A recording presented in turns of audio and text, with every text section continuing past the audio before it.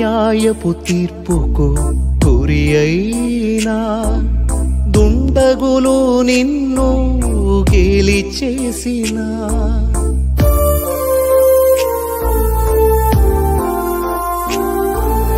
అన్యాయపు తీర్పుకు గురి అయినా దుండగులు నిన్ను గేలి చేసిన శత్రువుల హింసకు నలిగిపోయినా సిలువ భారము కృంగదీసిన నా రక్షణకై నీవు పిరిని యందు మిక్కిలి ప్రియులగు సహోదరి సహోదరులారా, దేవుని బిడ్డలారా, ఈ తపస్కాలంలో శిలువ శ్రమల కాలంలో మనం విరివిగా ప్రార్థన చేసేటువంటి అంశాలు ఉంటాయంటే, ఒక ఆధ్యాత్మిక కార్యక్రమం ఉంటాయంటే, ప్రతి బుధవారం ప్రతి శుక్రవారం మనం శిలువ మార్గాన్ని ధ్యానం చేస్తూ ఉంటాం. 14 స్థలాలను మనం భక్తి పారవస్యంతో ధ్యానం చేస్తూ ప్రార్థన చేస్తూ ఉంటాం. ఈ 14 స్థలాల్లో మనం మొదటిగా చూసేటువంటి స్థలం ఏంటంటే యేసు ప్రభువుకి మరణ తీర్పు విధించుట. ఈ 1వ స్థలం గురించి ఈరోజు మనం ధ్యానం చేసుకోవటం అనేది దీవెనకరమని ఆశీర్వాదం అని చెప్పని భావిస్తూ ఈ మొదటి స్థలాన్ని మనం కొంచెంసేపు ధ్యానం చేయడానికి ప్రయత్నం చేద్దాం. యేసు ప్రభుకి మరణ తీర్పు విధించటం. ఈ మరణ తీర్పు విధించటంలో మనం గమనించే 2 విషయాలు ఏంటంటే, మానవుల యొక్క పాపిష్ట హృదయాన్ని మనం గమనిస్తూ ఉన్నాం. రెండవది, దేవుని యొక్క దయార్థ హృదయాన్ని కూడా మనం చూస్తూ ఉన్నాం. ఒక ప్రక్కేమో మానవులు ఎంత పాపాత్ములు, ఎంత పాపిష్టులు మనం చూస్తూ ఉన్నాము. రెండవ ప్రక్క భగవంతుడి యొక్క దయా కనికరాన్ని, దయార్థ హృదయాన్ని మనం గమనిస్తూ ఉన్నాం. మానవుని యొక్క అత్యంత భయంకరమైన పాపం ఏంటంటే, the worst sin in the history of the world is దేవుని మరణశిక్షకు గురి చేయటం, దేవుని మీద నిందలు వేయటం, దేవుని చంపించటం, అనేకమైనటువంటి అభియోగాలు మోపి, అది ఒక ప్రక్కన. రెండవది, దేవుడు తన ప్రజల మీద ఎంతో జాలి, దయ, కృపను కురిపించటం. The greatest love on one side and the worst sin on the other hand. ఈ 2 విషయాలు కూడా మనం గమనిస్తూ ఉన్నాం. మరణ తీర్పు విధించడం గమనిస్తూ ఉన్నాం కదా, ఇప్పుడు ధ్యానం చేస్తూ ఉన్నాము. ఈ మరణ తీర్పును మనం గమనించే ముఖ్యమైన విషయం ఏంటంటే, యేసు ప్రభుని యొక్క అరెస్టే ఒక హేయమైనటువంటిది. ఆయన అరెస్టు, ఆయన మరణ తీర్పు, ఆయనకు మరణదండన విధించడం, ఇది ఒక హేయమైనటువంటిది, అన్యాయంతో కూడుకున్నటువంటిది, దారుణమైనటువంటిది. ప్రియబిడ్డలారా, సహోదరి సహోదరులారా, ఎంతకన్నా దారుణమైనటువంటిది, హేయమైనటువంటిది మరొకటి లేదు ఈ ప్రపంచ చరిత్ర. ఎందుకంటే ఒక వ్యక్తిని అరెస్ట్ చేయాలంటే, ఒక మనిషిని అరెస్ట్ చేయాలంటే అది రాత్రిపూట జరగకూడదు, చీకటి పడిన తర్వాత జరగకూడదు. అది ఫ్రమ్ మార్నింగ్ 6 to ఈవినింగ్ 6 ఈ మధ్యకాలంలో మాత్రమే ఒక వ్యక్తిని అరెస్ట్ చేసేటువంటి అవకాశం ఉంది, న్యాయ చరిత్ర ఒప్పుకుంటూ ఉంది. కానీ చీకటి పడిన తర్వాత ఏ వ్యక్తిని కూడా అరెస్ట్ చేయటం అనేది ఏ న్యాయ చరిత్ర కూడా చెప్పడం లేదు. ఏ దేశమైనా కానీ ఇటువంటి నియమాలు, ఇటువంటి నిబంధన, ఇటువంటి చట్టం అనేది ఎక్కడ లేదు. ప్రియబిడ్డలారా, సహోదరి సహోదరులారా, మనం గమనించే విషయం ఏంటంటే, యేసు ప్రభుని, మన నాథుడు యేసు క్రీస్తుని అరెస్ట్ చేసింది అర్ధరాత్రి సమయంలో అరెస్ట్ చేశారు. గెత్సెమనే తోటలో ఆయన ప్రార్థన చేసుకుంటూ ఉండగా ఆయనను అర్ధరాత్రి పూట అరెస్ట్ చేశారు. అరెస్ట్ చేసి హుటాహుటిన న్యాయసభ ఎదుట యేసు ప్రభుని సమావేశపరుస్తూ ఉన్నారు. బందీలు అరెస్ట్ చేశారు, దొండగులు అరెస్ట్ చేశారు, కాగడాలతో వచ్చారు. గెత్సెమనే తోట కాగడాలతో వచ్చి మన నాథుడు యేసు ప్రభుని అరెస్ట్ చేస్తూ ఉన్నారు. అదే ఒక చట్టవిరుద్ధమైనటువంటి కార్యం. అది ఒక అధర్మపూరితమైనటువంటి కార్యం. అది ఒక అన్యాయపూరితమైనటువంటి కార్యమని ప్రియబిడ్డలారా, అక్కడే తెలుస్తుంది ఇది అన్యాయమని, ఇది అక్రమని, ఇది దారుణమని విషయమని. ప్రియబిడ్డలారా, సహోదరి సహోదరులారా, అలాగే హుటాహుటిన న్యాయసభ ఎదుట ప్రత్యక్షపరచడం, సమావేశపరచడం. ఈ న్యాయసభని సన్హెడ్రిన్ పిలుస్తూ ఉన్నాం. ఈ సన్హెడ్రిన్లో 24 మంది న్యాయాధిపతులు ఉంటారు. యాకోబుకు పుట్టినటువంటి 12 మంది కొడుకుల్లో 12 మంది జాతులు 12 మంది తెగల్లో ఒక్కొక్క తెగ నుంచి ఇద్దరు పెద్దలను ఎన్నుకుని ఇద్దరు న్యాయాధిపతులు ఎన్నుకుని 12x2 అనగా 24 మంది న్యాయాధిపతుల్ని ఒక న్యాయసభగా ఒక సన్నగాడ్రినిగా పిలుస్తూ ఉన్నారు. బిడ్డలారా, సహోదరులారా, ముందుగా న్యాయసభ అర్ధరాత్రి పూట యేసు ప్రభువుని తీర్పు తీరుస్తూ ఉన్నారు. ఈ న్యాయసభ అనేది కేవలము మతపరమైనటువంటిది కాబట్టి ఇక్కడ యేసు ప్రభు మీద కూడా మతపరమైనటువంటి అభియోగాలు మోపుతూ ఉన్నారు. అందులో మొట్టమొదటి అభియోగం ఏంటంటే ఈ నజరేయుడైన యేసు క్రీస్తు సబ్బాతును గౌరవించలేదు, విశ్రాంతి దినాన్ని గౌరవించలేదు. ఈ విశ్రాంతి దినంలో అనేకమైనటువంటి అద్భుతాలు చేశాడు ఆయన, స్వస్థతలు చేశాడు ఆయన. ఆ సబ్బాతుని గౌరవించడం ఇది మోషే ధర్మశాస్త్రానికి వ్యతిరేకమని చెప్పని ఆయన మీద న్యాయసభ ఎదుట సనగాటి ఎదుట అభియోగం మోపుతూ ఉన్నారు. నేను దీన్ని 3 రోజులు నిర్మిస్తానని చెప్పని యేసుప్రభు అంటూ ఉన్నాడు. ఇది ఇశ్రాయేలు జాతికి యోధా మతానికి ఒక పవిత్రమైనటువంటి దేవాలయం, అది దాన్ని మీరు పడగొట్టండి, నేను 3 రోజుల్లో నిర్మిస్తానని చెప్పని యేసుప్రభు అన్నారు. మరి 3వ అభియోగం ఏంటంటే దేవుని కుమారుడు అని చెప్పని యేసుప్రభు చెప్పుకుంటూ ఉన్నాడని, తానే మెస్సయా అని, తానే దైవ కుమారుడు అని చెప్పని ప్రజలందరూ కూడా బోధిస్తూ ఉన్నాడు అని. ఈ 3 అభియోగాలు. ఈ మొదటి అభియోగం ఏంటి? సబ్బాతును గౌరవించలేదు. యేసుప్రభు నాకు ఆలోచన ఏంటంటే ఈ నియమాలు ఈ నిబంధనలు మనిషి కన్నా ఎక్కువ కాదు, మనిషే ప్రధానమైనటువంటి వ్యక్తి, మనిషి అందరికన్నా విలువైనటువంటి వాడు. ఈ నియమాలు నిబంధనలు ఈ సబ్బాత్ కూడా మనిషి కోసం సృష్టించబడ్డాయని యేసు ప్రభు స్పష్టీకరిస్తూ ఉన్నాడు. మరి 2వ అభియోగం ఏంటది? దేవాలయాన్ని పడగొట్టండి. యేసు ప్రభు చెప్పింది యెరూషలేము దేవాలయాన్ని పడగొట్టండి అని చెప్పాలా? ఆయన చెప్పింది ఏంటంటే తన యొక్క దేహాన్ని, తన యొక్క శరీరాన్ని మీరు పడగొట్టండి, ఆ దేహాన్ని మీరు చంపేయండి, నేను దాన్ని 3 రోజులు నిర్మించుకుంటా. అనగా అర్థమేంటి? నన్ను చంపేయండి, నేను ఈ 3 రోజులు కూడా మళ్ళా పునర్జీవితాన్ని పొందుకుంటా, మళ్ళా పునరుత్తరం అవుతా, సమాధిని బద్దలు కొట్టుకుంటూ బయటకు వస్తా, మరణాన్ని జయిస్తా అనేది యేసుప్రభుని యొక్క సమాధానం, యేసుప్రభుని యొక్క ఆ ఆలోచన బిడ్డలారా. అలాగే 3వ ఏంటి? తాను మెస్సయా అని చెప్పని, దేవుని కుమారుడు అని చెప్పని చెప్పుకుంటూ ఉన్నాడు కాబట్టి అది దైవదర్శనం అని అనాసు కైఫాసు 24 మంది పెద్దలు ఆ వాళ్ళు యేసుప్రభు మీద అభియోగం నేరం మోపుతూ ఉన్నారు. ఈ 3 అభియోగాలు, ఈ 3 నేరాలు శరీరమైన నేరాలు కాదివి, సరైన అభియోగాలు కానివి. కానీ వాళ్ళు ఏదో ఒక విధంగా యేసుప్రభు మీద నేరం మోపాలనేటువంటి ఉద్దేశంతో ఈ సనగాడ్రిన్ సభ్యులు ప్రధాన అర్చకుడైనటువంటి అనాసులు కైఫాసులు ఇద్దరు కూడా, మామాలు ఇద్దరు కూడా యేసుప్రభు తుగముట్టించేద్దాం, యేసుప్రభుని చంపేద్దాం అనేటువంటి దృఢ సంకల్పంతో, అక్కస్తో కూడిన కుట్రతో, కుళ్ళు కుశబ్దంతో యేసుప్రభుని ఈ లోకం నుంచి పంపించేయాలి, ఈ లోకం నుండి మనం పంపించేయాలి, చంపేసేయాలి యేసుప్రభుని అనేటువంటి నిర్ణయం తీసుకుని అక్కస్తో కూడినటువంటి తీర్పు తీరుస్తూ ఉన్నారు. పెయిడ్ విట్నెసెస్, డబ్బులిచ్చి కొంతమందిని సాక్షులుగా ఏర్పాటు చేసుకుంటూ ఉన్నాడు, అబద్ధ సాక్షులను ఏర్పాటు చేసుకుంటూ ఉన్నారు.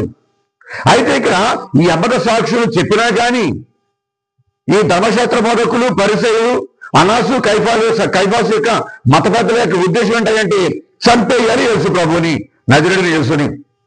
అయితే మోసే ధర్మశాస్త్రం కానీ, యూదుల మతాచారాలు కానీ, ధర్మశాస్త్రం కానీ ఒక వ్యక్తిని మరణదండకు గురి చేయడం అనేది వారి చేతుల్లో లేదు అని.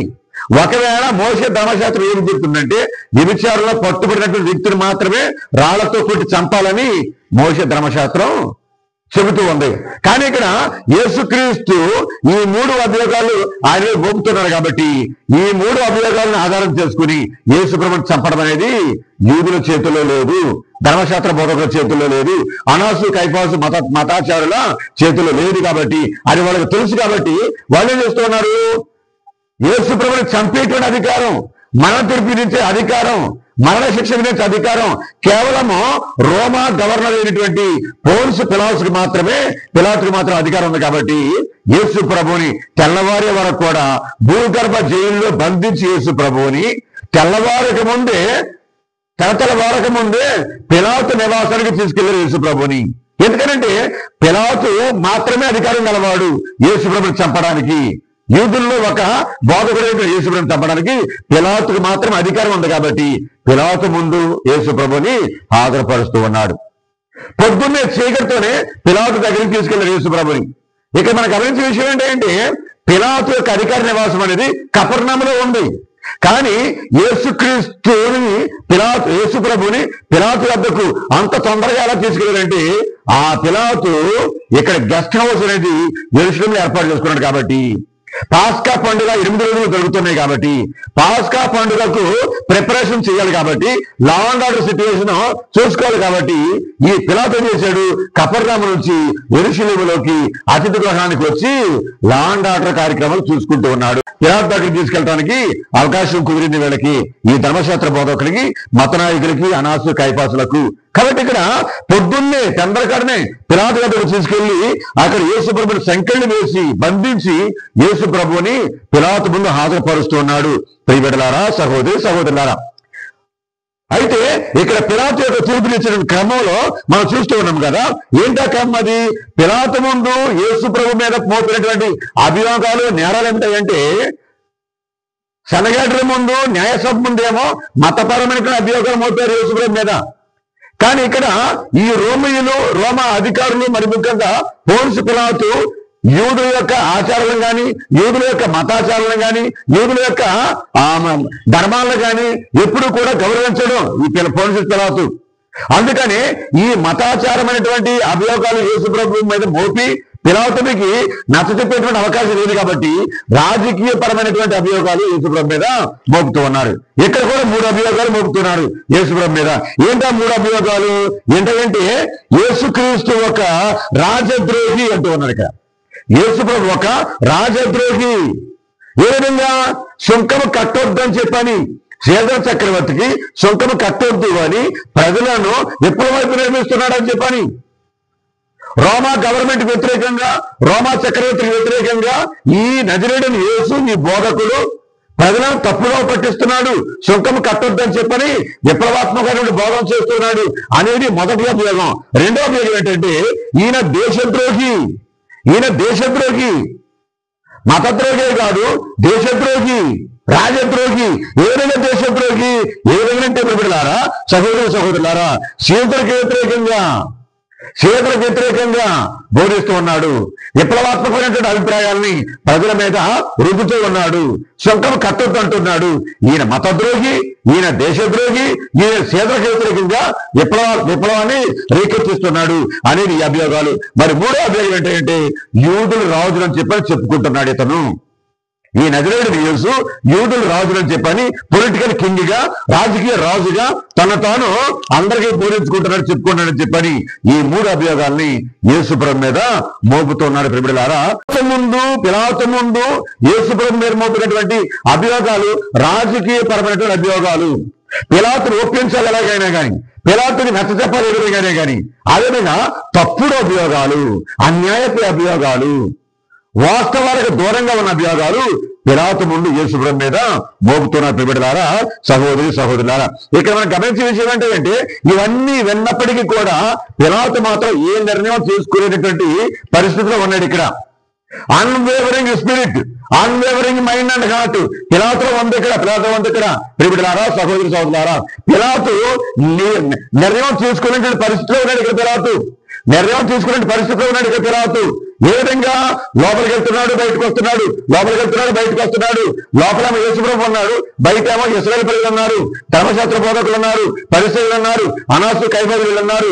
కాబట్టి యేసు ప్రభు దగ్గరికి వెళ్తాం, మళ్ళీ బయటికి రావటం, మళ్ళీ లోపల నుంచి బయటికి రావటం, బయట నుంచి లోపలికి వెళ్తాం, ఈ విధంగా జరుగుతూ ఉంది. గమనించండి, ఇక్కడ 7 సార్లు పిలాతు లోపలికి బయటికి తిరుగుతున్నారు. అంటే అర్థం ఏంటి? Pilate is not able to take a decision. Pilate is not able to take decision. నిర్ణయం తీసుకునే పరిస్థితిలో పిలాతు ఉన్నాడు. కాబట్టి 7 సందర్భాల్లో పిలాతు నిర్ణయం తీసుకోకుండా అటు ఇటు తిరుగుతూ ఉన్నాడు. గమనించండి, ఇక్కడ ఒక వచనం చదవండి ఒకసారి. యోహాను సువార్త 18వ అధ్యాయము 29వ వచనం చదవండి. పిలాతు వెలుపల ఉన్న వారి వద్దకు వచ్చి ఏ నేరంపై మీరు ఇతనిని తీసుకుని వచ్చి అని అడిగాను. అలాగే 33వ వచనం చదవండి. పిలాతు మరలా మందిరం లోపలికి వెళ్ళి యేసుని పిలిపించి నీవు యూదుల రాజువా అని అడిగాను. ఇంకొక వచనం చదవండి, 18వ అధ్యాయం 32వ వచనం చదవండి. సత్యం అనగా ఏమి? సత్యం అనగానేమి అని పిలాతు ఆయనను అడిగాను. పిలాతు ఇట్లా అడిగాను. మరలా యూదుల వద్దకు అంటే బయటికి వెళ్ళి వారితో ఇట్లా నేను నాకు ఆయనలో వెరీ గుడ్. అలాగే 19వ అధ్యాయం ఈ 4వ సందర్భం. అప్పుడు పిలాతు యేసును కొరడాలతో కొట్టించాను. అలాగే 19వ అధ్యాయం 4వ వచనం కూడా పిలాతు మరలా బయటకు వచ్చి ప్రజలతో ఇదిగో ఈయనలో నాకు ఏ దోషము కనిపించట్లేదు. మీరు తెలుసుకున్నటకు నేను మీ ఎదుట ఈయన తీసుకుని వస్తున్నాను. అలాగే 19:9 వస్తున్నామండి. మరలా ఆకాశ మందిరంలోనికి వెళ్ళి అధికార మందిరంలోనికి వెళ్ళి యేసును నీవు ఎక్కడి నుండి వచ్చితివి అని ప్రశ్నించి. అలాగే 19:13 వస్తున్నామండి. పిలాతు ఈ మాటలు విని యేసును వెలుపలకు తీసుకుని వచ్చి రాళ్లు పరిచిన స్థలం దగ్గరికి న్యాయపీఠంపై కూర్చుండెను. ఈ విధంగా 7 సందర్భాల్లో పిలాతు ఏ నిర్ణయం తీసుకునేటువంటి స్థితిలో పిలాతు ఉన్నాడు. ఇక్కడ బిడ్డలారా, సహోదరులారా, మనం కూడా కొన్ని సందర్భాల్లో ఏ నిర్ణయం కూడా తీసుకునే సందర్భాలు మనకు సందర్భాలు ఉంటాయి. నిర్ణయం తీసుకున్నావా వద్దా అనేటువంటి ప్రియులారా కన్ఫ్యూషన్స్ లో డైలమాలో ఉంటూ ఉన్నాం ప్రియులారా. కాబట్టి నిజం తెలుసుకోవాలా, సత్యం తెలుసుకోవాలా, ధర్మం తెలుసుకోవాలా. అది పిలాతు తెలుసుకోవడానికి ప్రయత్నం చేస్తూ ఉన్నాడు. ఇక్కడ యేసుప్రభుని అడుగుతూ ఉన్నాడు. మళ్ళీ బయటకు వచ్చేమో ఈ యూదులందరూ కూడా ప్రశ్నిస్తూ ఉన్నాడు. కాబట్టి నిర్ణయం తీసుకునే పరిస్థితి అన్నమాట. ఇక్కడ ప్రియులారా, సహోదరులారా, ద మోస్ట్ డేంజరస్ ట్రాజెడీ ఒకటి మనం గమనిస్తూ ఉన్నాం. ద మోస్ట్ డేంజరస్ ట్రాజెడీని మనం గమనిస్తూ ఉన్నాం. ఏమిటనేది 3 సందర్భాల్లో 3 సార్లు కూడా పిలాతు యేసుప్రభు నిరపరాధి అని ఒప్పుకున్నాడు. యేసుప్రభు నిరపరాధి, యేసుప్రభులో ఏ నేరము లేదు, యేసుప్రభు ఏ తప్పు చేయలేదు అనే విషయం ఇక్కడ పిలాతు బాహాటంగా పబ్లిక్ గా చెబుతూ ఉన్నాడు. అది ఏ సందర్భం అంటే తీసుకోండి సార్, లూకా సువార్త 23వ అధ్యాయము 4వ వచనం. అప్పుడు పిలాతు ప్రధాన అర్చకులతో ప్రజా సమూహములతో నాకు ఇతనిలో ఏ నేరము కనిపించట్లేదు. తర్వాత 23:14 ప్రజలను పెనద్రోవ పట్టించుతున్నాడని ఇతనిని నా వద్దకు తీసుకుని వచ్చి నేను నీ ఎదుట ఇతనిని పరీక్షించి ఇతని మీద మీరు మోపిన నేరములు ఏమీ నాకు కనిపించడం లేదు. అలాగే 23వ అధ్యాయము 22వ చదవండి. మూడవ పర్యాయము పిలాతు ఇతడు చేసిన నేరమేమి? మరణ శిక్షకు తగిన నేరమేదియు ఇతరులు నాకు కనిపించలేదు. ప్రియలారా, సహోదరులారా, ఈ 3 సందర్భాల్లో ఈ 3 సార్లు కూడా పిలాతు ధృవీకరించాడు, స్పష్టం చేసుకున్నాడు. ఏంటది? నజరేయుడైన యేసులో, మన నాథుడు యేసుక్రీస్తులో ఏ నేరము లేదు. వాళ్ళు మోపేయన్నీ కూడా అబద్ధాలు, అబోధ కల్పనలు, అక్కస్తో కూడినటువంటి కుట్రతో యేసుప్రభు మీద నేరాలు మోపుతున్నారని చెప్పని పిలాతు స్పష్టంగా తెలుసుకున్నాడు. ప్రియలారా, సహోదరు వ్యక్తులు యేసుప్రభు నిరపరాధి, దేవుని కుమారుడు, నీతిమంతుడు, పరిశుద్ధుడు, ఏ నేరం చేయలేదని చెప్పని ఇంకొక 3 కూడా తెలుసుకున్నారు యేసుప్రభుని గురించి. ఆ 3 ఎవరంటే చదవండి ఒకసారి. లూకా సువార్త 23వ అధ్యాయము 15వ వచనం. హేరోదునకు కూడా ఆయన యందు ఏ దోషము కనిపించడం లేదు కనుక ఇతనిని తిరిగి నా వద్దకు పంపాను. ఏ రోజుకు కూడా అర్థమైంది. ఇక్కడ పిలాతు తీర్పునిచ్చిన క్రమంలో ఈ ధర్మశాస్త్ర బోధకులు పరిచయాలు అంటూ ఉన్నారు, గల్లియా దగ్గర నుంచి కూడా ఇదిగో ఇక్కడ వరకు ఈయన ఇటువంటి విప్లవాత్మకమైనటువంటి బోధన చేస్తూ ఉన్నాడు అని ఎప్పుడైతే వీళ్ళు అన్నారో అనాసు కైపాసులు, అప్పుడు పిలాతుకు అర్థమైంది ఇతడు గల్లియ వాసి అని.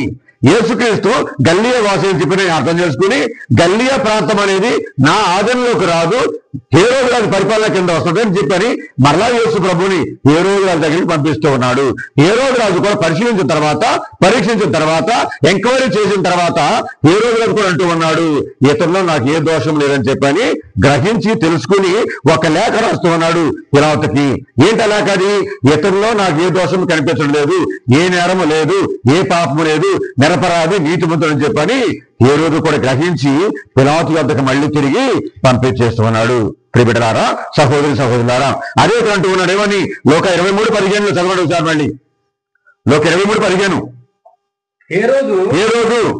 హేరోదునకు కూడా ఆయన యందు ఏ దోషము కనిపించలేదు కనుక ఇతనిని తిరిగి మళ్ళీ నా దగ్గరికి పంపించాడు. ఇది మొదటి వ్యక్తి హేరోదు రాజు కూడా గ్రహించాడు యేసు ప్రభు నిరపరాధి అని. మరి రెండో వ్యక్తి ఎవరంటే లూకాసు సువార్త 23వ అధ్యాయం 47వ వచనం. దాన్ని చూచి శతాధిపతి దేవుని స్తుతించుచు నిశ్చయముగా ఇతడు నీతిమంతుడు అని గమనించండి. ఇక్కడ రోమా శతాధిపతి కూడా యేసు ప్రభుని చూసి ఇతడు స్వయముగా నీతిమంతుడు, స్వయముగా దేవుని కుమారుడు, నిరపరాధి అని చెప్పని ఆ రోమియ శతాధిపతి కూడా ధృవీకరిస్తూ ఉన్నాడు. మరి మూడో వ్యక్తి ఎవరంటే మనం గమనిస్తూ ఉన్నాం కదా, లూకాసు వార్త 23వ అధ్యాయము 40, 41, 42 చదవండి. రెండో వాడు అంటే కుడి ప్రక్కన సిలువ వేయబడినటువంటి దొంగవాడు అంటూ ఉన్నాడు. చదవండి. రెండో వాడు వాడిని గద్దించు, నీవు దేవునికి భయపడవా, నీవు కూడా అదే శిక్షను పొందుతున్నావు కదా. మనకు విధించిన శిక్ష న్యాయసమ్మతమైనదే. మనము మన పనులకు తగినటువంటి ఫలములను అనుభవిస్తున్నాము. కానీ ఈయనలో ఏ తప్పిదము కూడా చేసి ఎరుగడు. గమనించండి, ఇక్కడ యేసు ప్రభుని ఏ నేరం లేదని, ఏ తప్పు లేదని హేరోదు అంగీకరించాడు, రోమియ శతాధిపతి అంగీకరించాడు, కుడి ప్రక్కన శిలువ మీద వేలాడే దొంగవాడు కూడా అంగీకరించాడు. ప్రియబిడ్డలారా, సహోదరా, ఇంకొక విషయం అంటే ఏంటి, పిలాతు భార్య అయినటువంటి ప్రొకులా లేదా క్లౌడియా కూడా అంగీకరించింది యేసు ప్రభులు ఏ తప్పు లేదు, నజరేయుడైనటువంటి యేసు ప్రభువులో ఏ నేరము లేదు, ఏ పాపము లేదు, ఏ దోషము లేదని చెప్పని ఆ క్లౌడియా లేదా ప్రొకులా అనే నామం పేరు కలిగినటువంటి పిలాతు భార్య కూడా గ్రహించింది. అధ్యాయము 19 చదవండి. అతడు న్యాయపీఠంపై కూర్చున్నప్పుడు అతని భార్య నేడు నేను కలలో ఆయన కారణముగా మిగులు బాధపడుతుంది కనుక ఆ నీతిమంతుని విషయమున నీవు ఏమీ జోక్యము చేసుకునరాదు అని వార్త పంపింది. గమనించండి, ఇక్కడ పిలాతు భార్య కూడా వార్త పంపించింది పిలాతు దగ్గరికి. ఏమని? ఇదిగో అతడు నీతిమంతుడు, నీవు ఎవరినైతే తీర్పు ఇస్తూ ఉన్నావో అతని విషయంలో జాగ్రత్తగా ఉండు, ఆ నీతిమంతుడికి నీవు ఏ తీర్పు కూడా తీర్చొద్దు, జోక్యం చేసుకోవద్దు, ఆయన నిరపరాధి, నీతిమంతుడు, పవిత్రుడు అని అతను నా కళ్ళలో కనిపించింది అని పిలాతు భార్య కూడా పిలాతుకు వర్తమానం పంపించింది. ప్రియబిడ్డలారా, సహోదరా, ఇంతమంది కూడా నమ్మారు యేసు ప్రభు నిరపరాధి అని.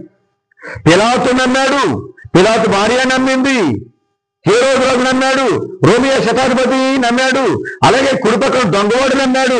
ఎంతమంది నమ్మినా కానీ చివరికి జరిగిందేంటంటే పిలాతు మాత్రం యేసు ప్రభుకి మరణ తీర్పు విధించాడు. ఎంతో ఘోరమైనటువంటి తీర్పు ఇది. యేసు ప్రభులు ఏ నేరం లేకపోయినా కానీ మరణ తీర్పుకి గురి చేశాడు పిలాతు. ఇది కేవలము దీనివల్ల ఏంటి, ఈ పిలాతు యూదులకు లొంగిపోయాడు, ప్రజలకు లొంగిపోయాడు, అన్యాయానికి లొంగిపోయాడు, అధర్మానికి లొంగిపోయాడు. ఎందుకని? తన సింహాసనం కాపాడుకోవటం కోసం, తన అధికారం కాపాడుకోవటం కోసం, తన యొక్క గవర్నర్ పదవిని కాపాడుకోవటం కోసం లొంగిపోయాడు. ఇక్కడ న్యాయాన్ని నిలబెట్టలేకపోయాడు, ధర్మాన్ని కాపాడలేకపోయాడు, యేసు ప్రభుని ఆయన వదిలిపెట్టలేకపోయాడు.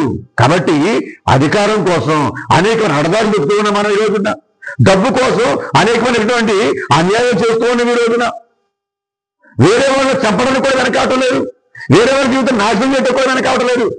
ఈ లోకంలో జరిగేటువంటి తంతు ఏంటంటే అన్యాయము, అక్రమాలు, దౌర్జన్యాలు, దోపిడీలు, హత్యలు, మానభంగాలు చేస్తూ ఉండి మనం బాగుంటే చాలు, నా అధికారం బాగుంటే చాలు, నా సింహాసనం బాగుంటే చాలు, నా పదవి బాగుంటే చాలు, నేను బాగుంటే చాలు అనేటువంటి స్వలాభంతో ఒక్క బుద్ధితో పిలాతులాగానే వ్యవహరిస్తూ ఉన్నాం ప్రియబిడ్డలారా, సహోదరి సహోదరా. కాబట్టి ఉండిపోతే that will be historical mistake, అది హిస్టారికల్ బ్లండర్ అది.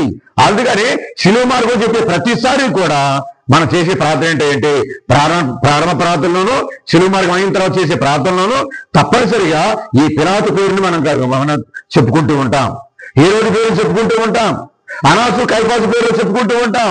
ఎందుకంటే వీళ్ళే యేసు ప్రభుని అన్యాయంగా చంపించింది, క్రూరంగా చంపించింది అని వాళ్ళ క్రూరత్వాన్ని, వాళ్ళ దుర్మార్గాన్ని మనం ప్రతిసారి కూడా శిలువ మార్గం చెప్పుకునే సమయంలో వాళ్ళని గుర్తు చేసుకుంటూ ఉన్నాం, వాళ్ళ పాపాన్ని గుర్తు చేసుకుంటూ ఉన్నాం. కాబట్టి ఈ రోజు మనం చేసే ప్రతి పాపం కూడా చరిత్రలో నిలిచిపోతూ ఉంది, చరిత్రలో నిలిచిపోతూ ఉంది. భగవంతుడు చరిత్రలో రాసిపెడుతూ ఉన్నాడు. అక్కడ ఆ జీవ గ్రంథంలో మనం చేసే పాపాలని, నేరాలని, ఘోరాలని అక్కడ రాసుకుంటూ ఉన్నాడు దేవుడారా. కాబట్టి ప్రతి పనిని కూడా మనం ఆచితూచి జాగ్రత్తగా నిర్ణయం చేసుకోవాలా. న్యాయం అంటే న్యాయం, అన్యాయం అంటే అన్యాయం, ధర్మం అయితే ధర్మం, అధర్మం అంటే అధర్మం, సత్యం అంటే సత్యం, అసత్యం అంటే అసత్యం. అది నిక్కచ్చిగా మనం నిగ్గుదాల్సినటువంటి అధికారం గలవాళ్ళం మనం అందరం కూడా.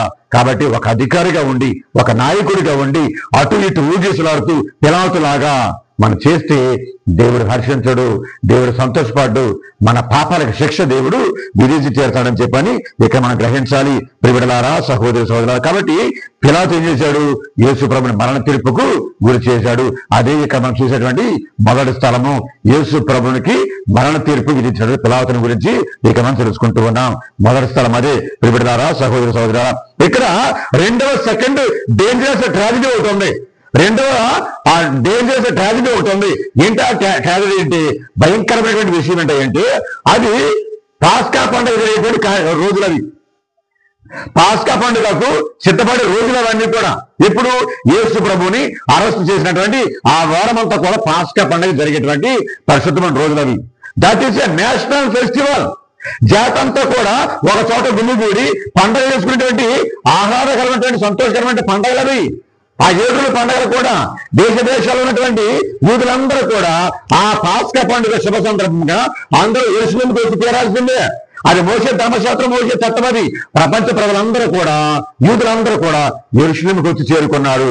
ఇక్కడ ధర్మశాస్త్ర బోధకులు, పరిసయ్యులు, అనాసు కైఫాసు, మత నాయకులు, మత పెద్దలు చేయవలసిన పని ఏంటంటే అటువంటి నేషనల్ ఫెస్టివల్ కి దేశమంతా కూడా పండగ చేసుకోవడానికి ఏర్పాటు చేయాలా.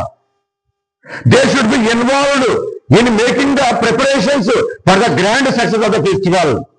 పండగ విజయవంతం అవ్వాలి, పండగ ఘనంగా జరగాలి, దేవునికి మహిమ కలగాలి, మానవులకు దీవెన కలగాలి, శుభాలు కలగాలి అనేటువంటి పండగ ఏర్పాట్లు ఉండవలసినటువంటి ఈ ధర్మశాస్త్ర బోధకులు, పరిసయ్యులు ఈ మత కోసం వాళ్ళ సమయాన్ని వెచ్చిస్తూ ఉన్నారు. యేసు ప్రభుని ఎలా చంపాలి, యేసు ప్రభు మీద ఎలా అభియోగాలు మోపాలి, ఎలా వెళ్తే యేసు ప్రభుని చంపే అవకాశం ఉంది, ఈ విధంగా దుష్టుల ఆలోచన ప్రకారంగా నడుస్తూ ఉన్నాడు. సైతాన్ యొక్క శోధనలో చిక్కుకుపోయారు. ఒక ప్రక్క మంచి చేయడానికి బదులుగా ఇంకో ప్రక్క చెడు చేస్తూ ఉన్నారు, నేరాలు చేస్తూ ఉన్నారు, ఘోరాలు చేస్తూ ఉన్నారు. మనం కూడా ఇది చేస్తూ ఉంటాం. మనం చేయవలసిన పనులు పక్కన పెట్టేసి, దేవుని మహిమ కోసం మనం చేయవలసిన పనులు పక్కన పెట్టేసి గూడు పుటాలు చేస్తూ ఉంటాం, దురాలోచన చేస్తూ ఉంటాం, కుట్రలు బంతూ ఉంటాం, కుతంత్రాలు బంతూ ఉంటాం. ఎలా నాశనం చేయాలి, ఎలా పాడు చేయాలి, ఎలా చెడగొట్టాలి, మంచిని ఎలా చెడగొట్టాలి అనేటువంటి విధంగా మనం కూడా ఇటువంటి దుర్మార్గపు ఆలోచనతో మన సమయాన్ని హెచ్చిస్తూ ఉంటాం. ప్రియబిడ్డలారా, సహోదరి సహోదరులారా, ఇంకొక విషయం ఏంటంటే ఈ యూదులు, ఈ ధర్మశాస్త్ర బోధకులు, ఈ అనాసు కైఫాసు అనగా మానవులందరూ కూడా హింసనే కోరుకున్నారు. ఇక్కడ శాంతిని కోరుకోలా, హింసను కోరుకున్నారు. పిలాతు ఒక ఆఫర్ ఇచ్చాడు. ఏంటది? పాస్కా పండుగ సందర్భంగా నేను ఒక నేరస్తుడిని, ఒక జైల్లో ఉన్నటువంటి నేరస్తుడిని విడుదల చేసే ఆచారం ఉంటుంది కదా, మీ యేసు ప్రభుని విడుదల చేయమంటారా అని అడిగితే అప్పుడు వాళ్ళందరూ ఏమన్నారు? బరబ్బాను విడిచిపెట్టండి, మాకు యేసును చంపేయండి అని నినాదాలు చేశారు, కేకలు వేశారు. ప్రియబిడ్డలారా, సహోదరి సహోదరులారా, ఈ తీర్పు తీర్చే క్రమంలో ఏంటంటే బరబ్బాను కోరుకున్నారు, హింసను కోరుకున్నారు, నేరాలు చేసేవాడిని కోరుకున్నాడు, అరాచకాలు చేసేవాడిని కోరుకున్నారు. కాబట్టి శాంతిని వాళ్ళు వదిలిపెట్టేశారు.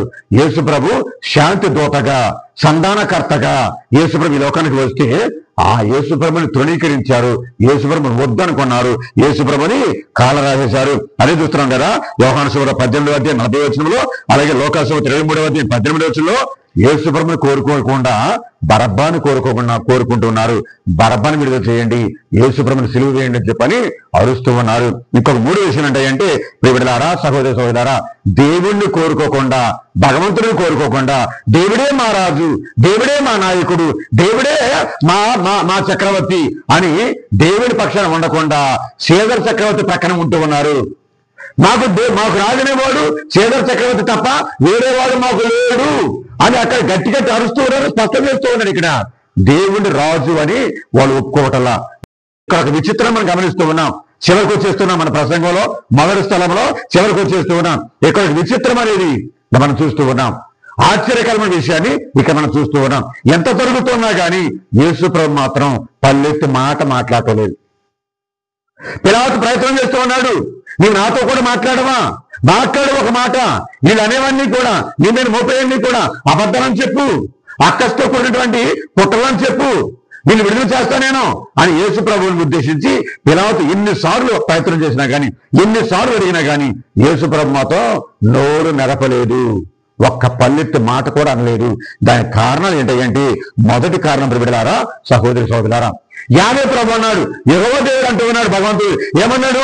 ఓ ఇశ్రాయేలీయులారా, నేను నిన్ను తృణీకరించను, అబ్రహాము ఇస్సాకు యాకోబులారా, నేను మిమ్మల్ని వదిలిపెట్టను, నేను మిమ్మల్ని ఎడబాయను, విడువనని చెప్పని ఆ పితామహులకి ప్రభు వాగ్దానం చేశాడు దేవుడు.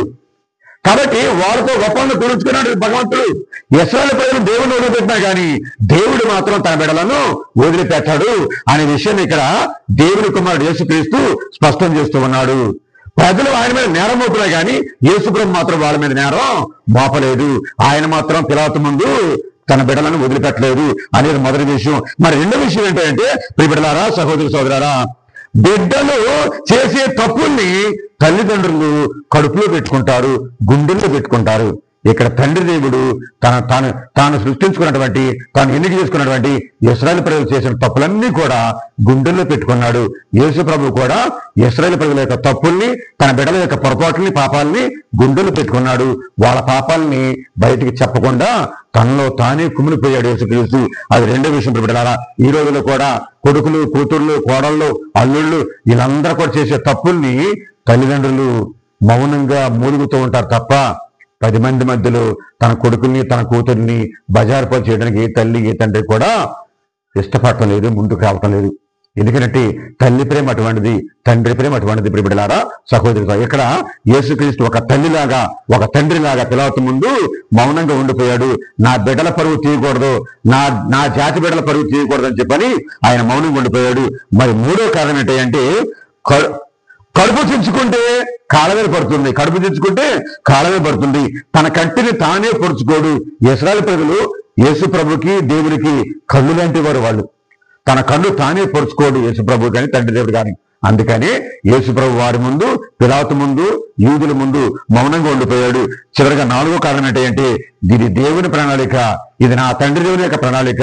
నా శిలువ మరణం అనేది నా దేవుడు నా కోసం ఏర్పాటు చేసిన ప్రణాళిక ఇది.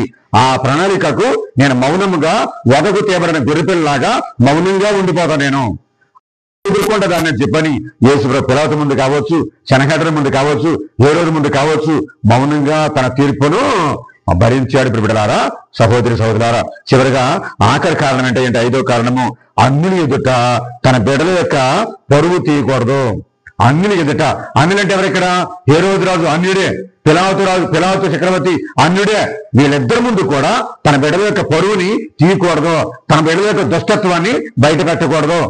వీళ్ళేమో యేసు ప్రభుని, తన జాతి వాడిని, తన ఆ వర్గంలో పుట్టిన వాడిని, అబ్రహాము సంతానమైన యేసు ప్రభుని అన్యుడి ముందు నిలబెట్టి కాళ్ళు చేతులు కట్టేసి గొలుసులు వేసి అన్యుడి ముందు తమ జాతి వాడిని అవమానిస్తూ ఉన్నారు, చంపేయడానికి ప్రయత్నం చేస్తూ ఉన్నారు. కానీ దేవుడు మాత్రం, యేసుక్రీస్తు మాత్రం తన బిడ్డలను ఒక అన్యుడి ముందు అవమానపరచకూడదు, నిందించకూడదు, వాళ్ళ మీద నేరం మోపకూడదు అని చెప్పని యేసుక్రీస్తు, మన నాథుడు యేసుక్రీస్తు మన యేసుక్రీస్తు బాధామేయుడు శిలువ శ్రమల నాథుడు మౌనంగా భరించాడు ఇవన్నీ కూడా.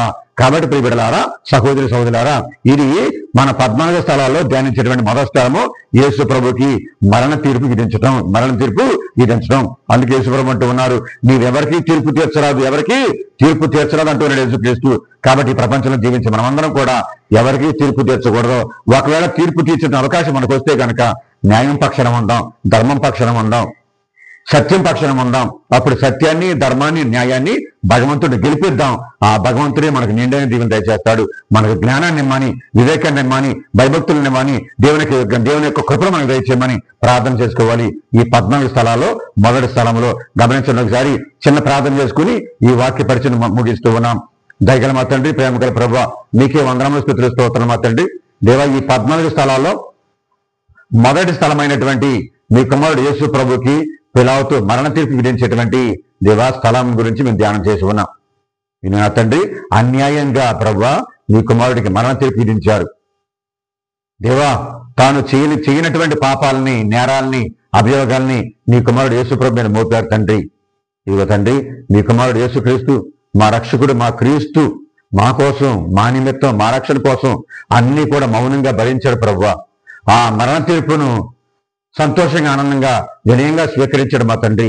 అలాగే మేము కూడా వినయం కలిగి, విధేయత కలిగి ఈ రోజుల్లో మాకు వచ్చే కష్టాలని, బాధల్ని, ఇబ్బందులు, శ్రమల్ని, శోధల్ని అన్ని కూడా వినయంగా భరిస్తూ, విధేయతగా భరిస్తూ, ఇది మీరిచ్చేటువంటి తీర్పు, ఇది మీరిచ్చేటువంటి ఆశీర్వాదం, ఇది మీరిచ్చే కృపని చెప్పు ప్రభువా.